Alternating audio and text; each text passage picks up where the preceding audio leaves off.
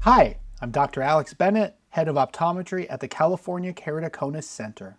And I'm Jeff Scleral, a patient advocate living with keratoconus. 13 years ago, Scleral Lenses changed my life, and I've been wearing them daily ever since.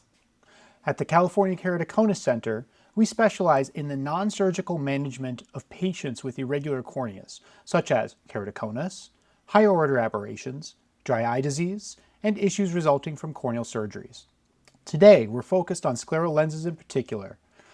While our office always trains our patients in person, we wanted to share this knowledge for those practicing at home and as a refresher after training.